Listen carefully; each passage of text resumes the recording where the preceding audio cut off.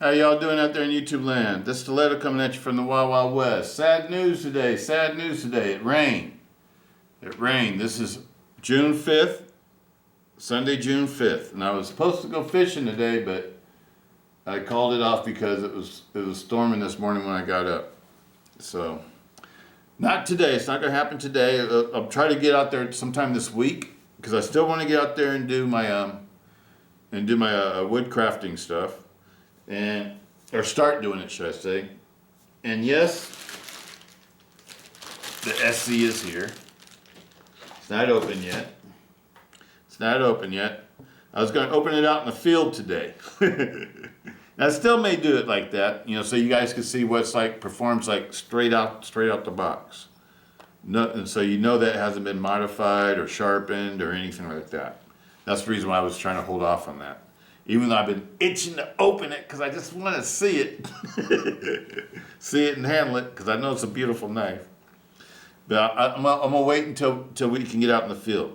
But anyway, this is part two. Part two of the original goat scale swap for my model AD20S models. And as like I said, I was going to put this one together, because I didn't want to take all the time of taking it apart and putting it together for you. That took a lot of time doing that. And so I decided just to have it all pre-assembled and everything. You guys know, in the first video, you saw me assemble this one. It's the exact same thing for assembling this one. Though on this one, I did it a lot faster because I worked out the bugs on how to do it on this one first. So it didn't take me that long to do this one. Then here it is. I absolutely love it, people. Isn't that cool? It looks like it came from Demko's factory, huh? Or not Demko's factory, but Demko's home, where he makes knives in Wampum, PA. This one actually is, I would call it a mid-tech, because I think the blades are ground separately. I think they're I'm not sure. I'm not even gonna get into all the particulars, but I know that these are assembled by Andrew Demko and John Demko at their home facility where they make knives, custom knives. So this is the closest I've gotten to actual Demko custom. I absolutely love the Demkos. Demko knives are probably my favorite folders. As you all know that, because all my cold steel knives are my favorites, are all ones that were made by Andrew Demko. Designed and made by Andrew Demko and Lindsay Thompson.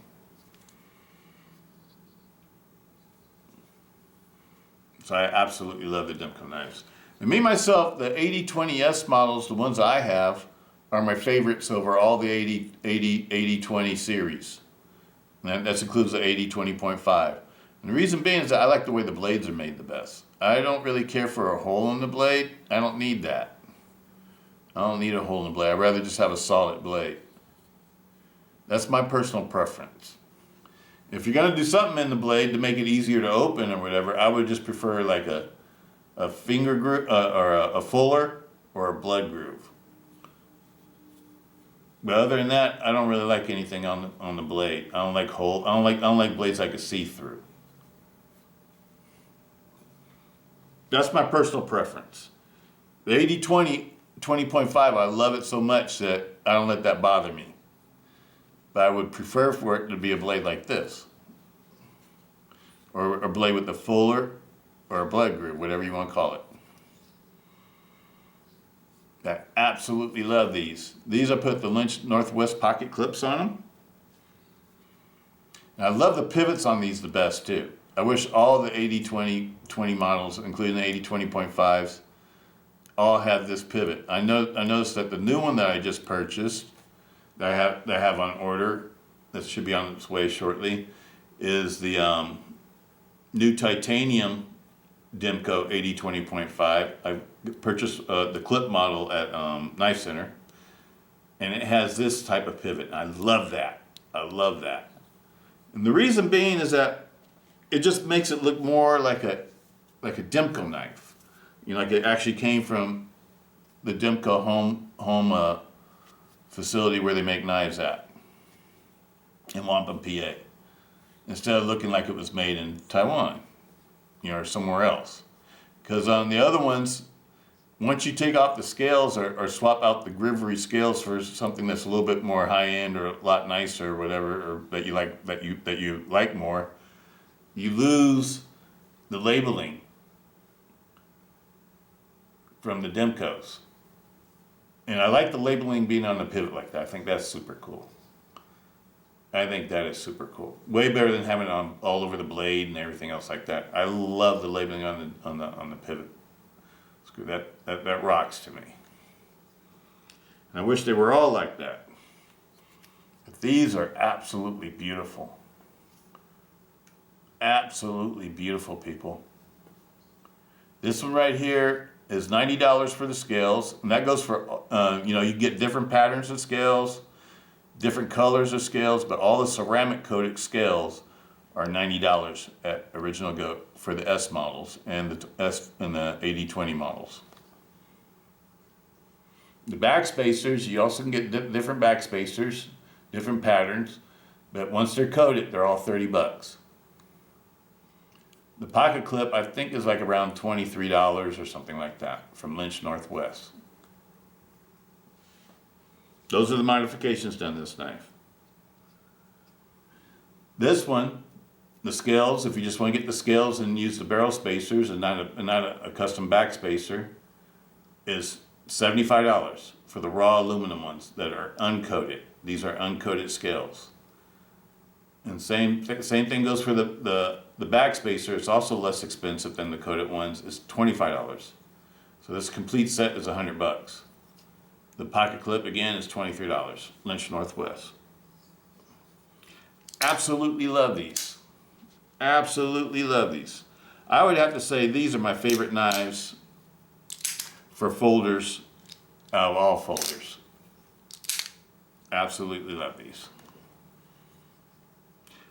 I know the Shark Lock is going to be super strong.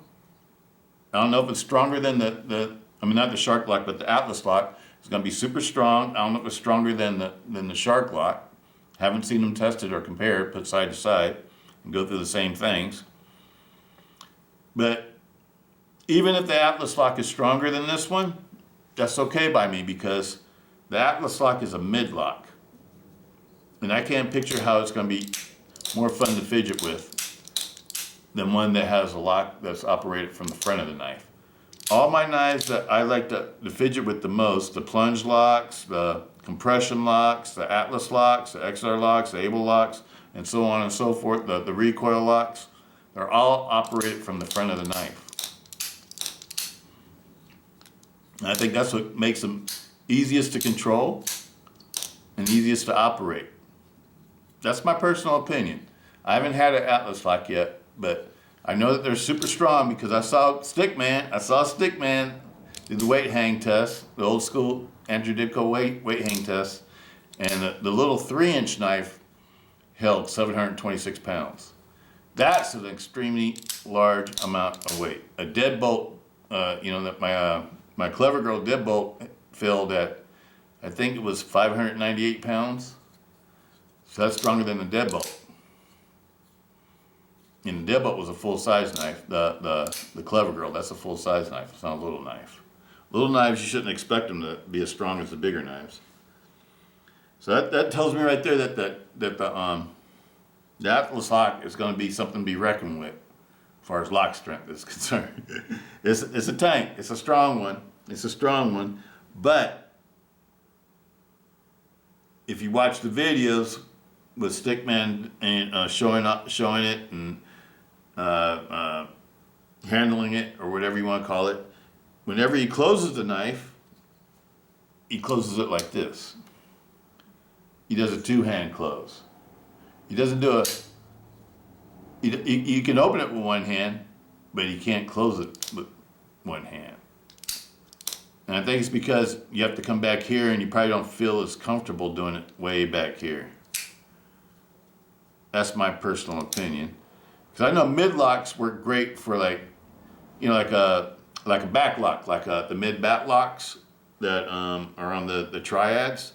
You just have to learn how to do it, and you just adjust your hands, and then you can still do it with no problem. But for a fidgeting lock, that you're not going to stop halfway on the close. I don't know. These locks, to me, the one that Andrew Demko came up with, Andrew and John Demko, this is the ultimate. To me, it's the best lock. I don't picture anything being better than this one. It's strong. I know it's strong. It's strong, and it's fun to fidget with. I think Andrew Demko, when he made this lock, he hit a home run, big time. And these are my favorite ones, the S models.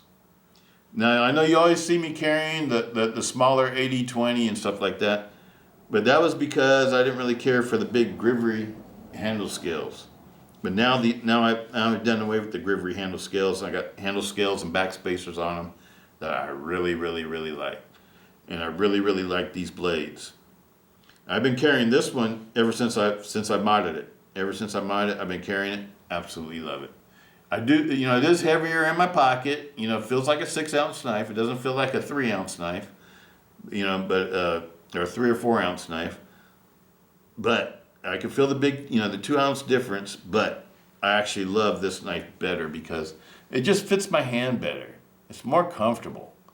It's more comfortable in the hand, and it's bigger, and it feels more capable.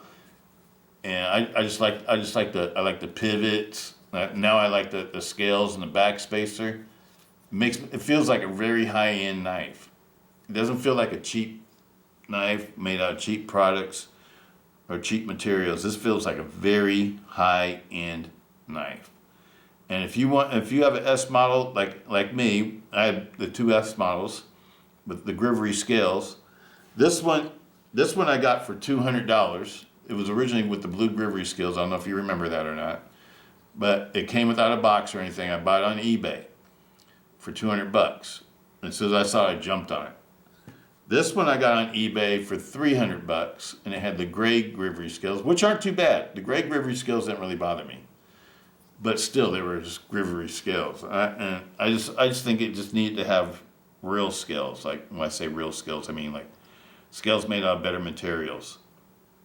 And these aluminum scales, especially these, because I don't have to worry about wearing off the black or wearing off any color and then it starts to look old and stuff like that. This is going to look nice for a long time because there's nothing to wear off on it. There's no finishes to wear off on it. And the pocket clip's stonewashed like the hardware. Stonewashed titanium pocket clip. Absolutely love this one. This is going to be one of my #1 carry knives. Probably this one and the black AD10 that I have that has the stock scales on it. And the reason why I leave the stock scales on it, again, it's about the labeling. I like seeing the labeling. Whereas like all my ones with the modded scales, they don't have any sort of labeling on them and you don't know that they're a Demko knife. And I just like seeing that it says Demko. I like seeing it says Wampum, PA. I mean, I just like that. I like a little bit of labeling. I don't like a ton of labeling all over the place. And I like the way that Andrew did these where they put the D2 on the inside.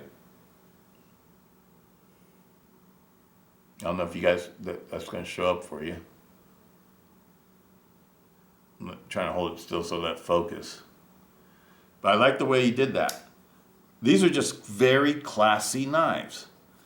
And to me, for a folding knife that you're going to carry every day, these are the ones I want to carry. These are ones I want to carry. The other ones that are in my collection I really like carrying and really like enjoying carrying are my 4-inch Towel War and my Recons and my holdouts. Those are the other ones that get a lot of pocket time with me other than these knives. And then all the other knives, I pretty much just try them out. But those are my favorites. The Recon 1. Oh, I left out the Voyager. I'm sorry. I left out my Voyagers. The Voyagers, Recons, Towel Wars, holdouts. And then you get into, I get into my AD20s. Oh, I left out my American Lawman too. Ooh. Can't do that. Let me start over. Voyagers was my first favorite. Then my second favorite was the Recons. Then my third favorite was the Towel Wars. I'm listening in order that they were, I think that they came out. But wait a minute, no. Let me back up again.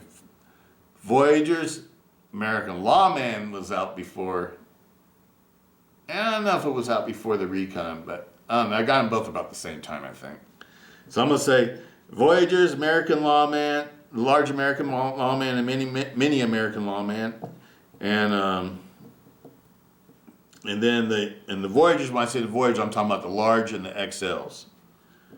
Large and Mini and Large American Lawman, large and XL Recon 1s, large and XL Tau Wars, and large and XL extra large Voyagers. I mean, not Voyagers, but holdouts.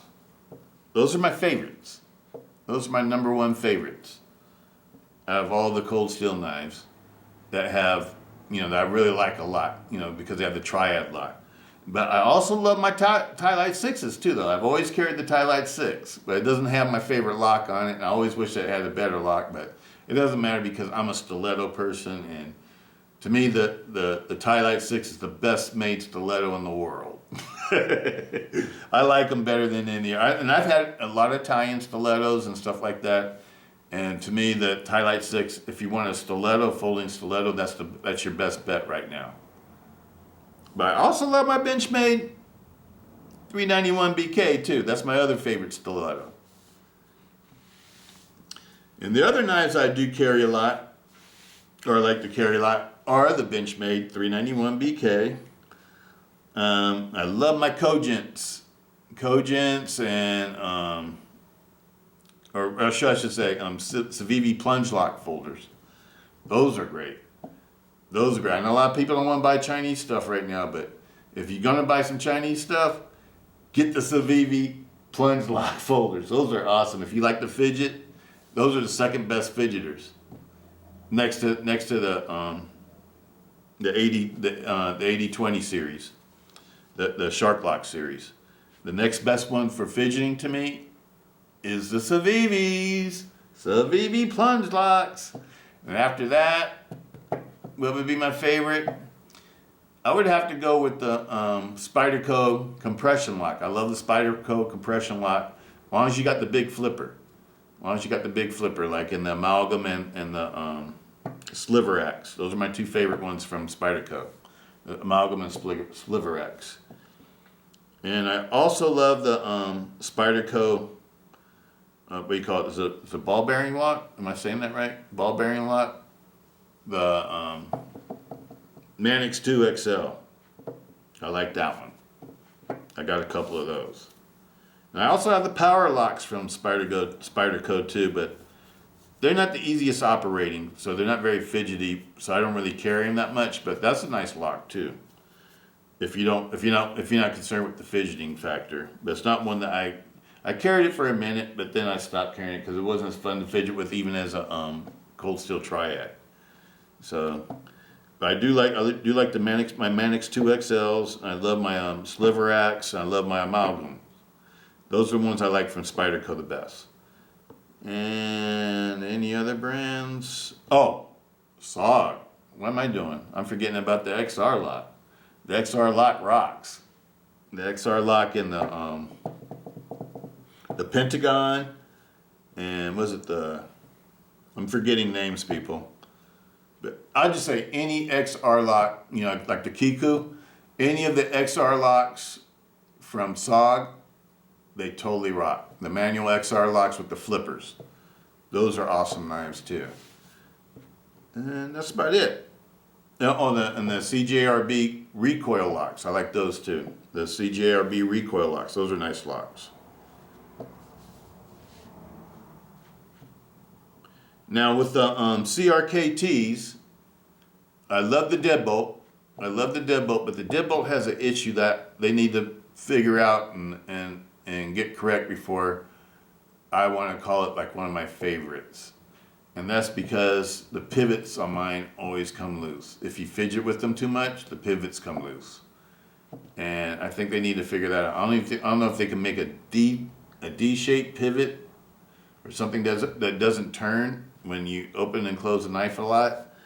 But other than that, I really love the CRKT deadbolts. I love the knife designs, the folding knife designs, but I'm just the way that the pivot comes undone, makes me not want to really recommend it even, because I think that's something that they need to fix first.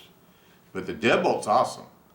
But the way that the pivot screw comes loose, that's sort of a turn off for me. And I really love the new CRKTs with the Kin Onion Assist, because I think the assist works great with the deadbolt lock. But again, the assists are the ones that really come loose the fastest. I think it's because it kicks out the blade so hard, it creates a lot of shock, and it makes the pivot move. I've even tried red Loctiting them and everything else, and still can't get them to stop coming loose. Whereas with the manuals, you could red Loctite them really good and let it sit and dry for a few days. Don't try to use it right away. You gotta let that red Loctite dry up in it and do its thing, and then they won't come loose. But then again, I never like play with them as much as I do like these. The AD20s, I constantly fidget with them, especially my little AD20.5s. I fidget more with those than any other folder I have, and they hold up. The next one that holds up really well is the Civivi plunge locks. Those hold up really well too. You can fidget with those all day long, and they hold up. The same thing goes for the Benchmade Axis lock and the XR locks. And the CGARBs. They all hold up very well. The recoil lock, the Axis lock, the XR lock, the Shark lock, and the Civivi plunge lock. All those right there, they can handle my abuse from fidgeting. Because y'all know I like to fidget a lot. And if I say something can handle fidgeting, those are the ones that can handle fidgeting. The ones that can't handle fidgeting that I really like, but I wish they would, improve the pivots or whatever so the pivots don't come loose, is the CRKT deadbolts. I really love those too. They have a lot of really nice designs of the deadbolt knives I really like. I think they're really awesome. And I know the deadbolt, it may not be as strong as a triad lock or as a shark lock or even as the Atlas lock, but it is one of the strongest locks. It is one of the strong locks. Anytime a lock can hold over 300 pounds, it's plenty strong. It's plenty strong. But but those, they need to work on the pivots. That's all I got to say about those. But anyway, I think I'm gonna have to open up the SE because I want to see my SE. What do y'all think? I think I'm gonna open up the SE, and I think I want to open that one up. I sort of wanted to save it for the the field use, but I'm just dying to see it. And it's Sunday, and I don't have nothing to do. I'm stuck at home. It's raining outside. I wanted to go outside and do some go down the river and find some wood to do some bush crafting on and stuff like that, but I'm not able to get out there and do it today. Weird weather, global warming, weird weather. It's supposed to be sunny and sunshiny right now in California, but it's rainy and wet, and we got thunderstorm threats. But anyway, peace out, Stiletto. Talk to you soon.